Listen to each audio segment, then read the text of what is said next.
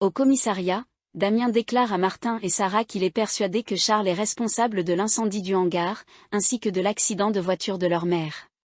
Sarah souligne que Charles a simplement reconnu avoir volé l'argent de la cagnotte de Jessica Moreno. Quant à l'incendie du hangar, son alibi est solide. Damien émet alors l'hypothèse que son frère ait eu un complice qui connaissait aussi bien les lieux que lui. Martin pense aussitôt à Julien, le maître de chais. Au Spoon, Rachel croise Timothée et en profite pour lui présenter ses excuses. En effet, elle s'en est pris à lui quand il a accusé Charles, mais elle s'est ensuite rendu compte qu'il avait raison. Timothée ne lui en veut pas. Rachel confie son désespoir. Elle qui croyait vivre une belle histoire d'amour avec un homme intègre. Elle espère que les choses vont s'arranger entre Timothée et son père. Justement, le jeune homme a obtenu un parloir. Il insiste pour que son père demande sa remise en liberté. Victor avoue être touché par l'aide de son fils malgré la distance qui s'est récemment installée entre eux. Timothée s'excuse à nouveau de l'avoir dénoncé, mais Victor ne lui en tient pas rigueur. Il sait qu'il pensait bien faire. Timothée lui promet qu'ils pourront passer plus de temps ensemble une fois qu'il sera libéré. Pendant ce temps, Sarah convoque Julien au commissariat après avoir découvert que son alibi le soir de l'incendie ne tient pas. Face au coup de pression de la policière qui lui rappelle ce qu'il encourt, le maître de chez finit par avouer qu'il a agi pour le compte de quelqu'un d'autre. Il révèle que le plan était de créer un court-circuit grâce au système de ventilation qui se déclenche automatiquement tous les soirs à 23h. Or, Rachel est revenue plus tôt dans le hangar et a déclenché l'incendie malgré elle. Sarah cherche alors à savoir qui était le commanditaire de cet incendie. Mais Julien garde le silence. Il est placé en garde à vue. De son côté, Charles commence à assembler toutes les pièces du puzzle et confronte sa mère à ce sujet. Il comprend désormais pourquoi elle lui a arraché les clés de sa voiture des mains quand il a voulu l'emprunter pour emmener Rachel au restaurant.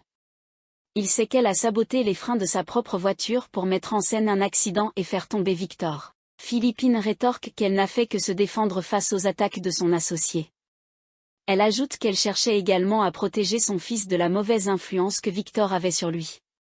Philippine avoue donc sans détour avoir monté son coup avec la complicité de Julien. Charles en veut terriblement à sa mère car il a tout perdu dans cette affaire, sa petite amie Rachel, ainsi que le respect de son patron. Philippine rappelle alors à son fils qu'il a 2 cadavres dans le placard et qu'elle a ainsi évité que Victor le découvre un jour et le fasse chanter. Au même moment, Sarah sonne chez les Julliard afin d'emmener Charles au poste. Si Philippine tente d'abord de s'interposer, le jeune homme déclare être l'auteur de l'incendie et de l'accident de voiture. Il prend sa mère dans ses bras, lui chuchotant à l'oreille de transmettre le message à Julien. Au commissariat, Sarah organise un double interrogatoire avec Charles et Julien. Tous deux affirment être les complices de l'incendie et de l'accident de voiture. Charles précise que c'est lui qui a monté une fausse arnaque à l'assurance dans le but de faire tomber Victor. Après quoi, Martin informe Timothée que son père va être définitivement innocenté, puis libéré suite aux aveux de Charles. Il en profite pour remercier Timothée et Damien d'avoir été professionnels tout au long de l'enquête. Si Timothée est désolé pour son collègue, ce dernier estime que son frère a eu tout ce qu'il méritait. Damien rentre ensuite chez sa mère.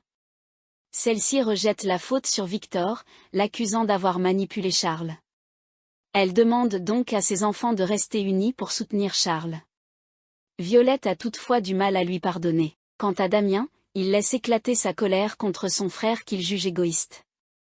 Il ajoute que c'est de la faute de leur mère si Charles est devenu ainsi car elle lui a toujours passé tous ses caprices. Blessée, Philippine a les larmes aux yeux.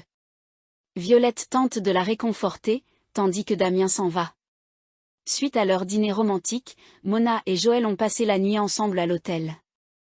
Le matin, en sortant de la douche, Mona se rend compte que son amant n'est plus là. Elle le soupçonne d'avoir filé en douce. Mais il est simplement allé chercher le petit déjeuner. Mona est rassurée. Elle arrive en retard au Spoon, mais sa mine rayonnante ne trompe personne.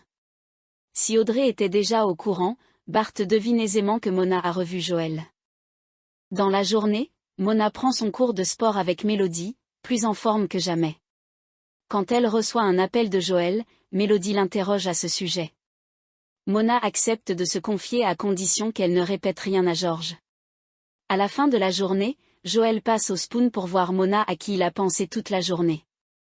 Alors que les deux amoureux sont sur le point de s'embrasser, George passe les portes du café.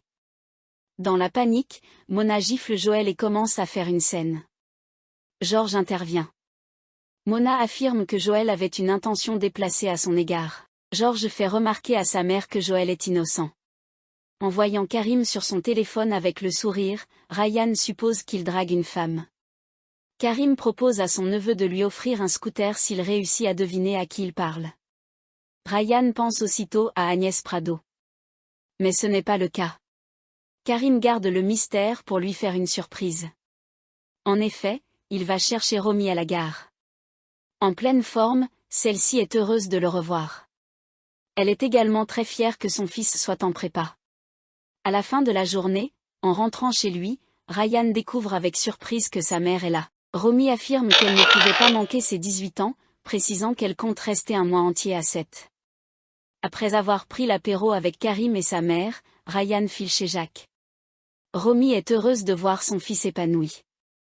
Elle en profite pour remercier Karim d'avoir tout géré durant l'affaire des boosters. Elle suppose notamment que Ryan devait être très déçu de ne pas avoir récupéré de lettre de son père. Karim avoue alors à Romy qu'il existe bien une lettre de Malik adressée à Ryan, mais qu'il a décidé de la garder. Romy insiste pour la voir. Nerveuse, elle en lit les premières lignes. Ryan, je sais que j'ai pas toujours été un père exemplaire, mais j'ai toujours été un homme de parole qui a des valeurs, tu le sais. Et le courage en fait partie, y compris face à la vérité.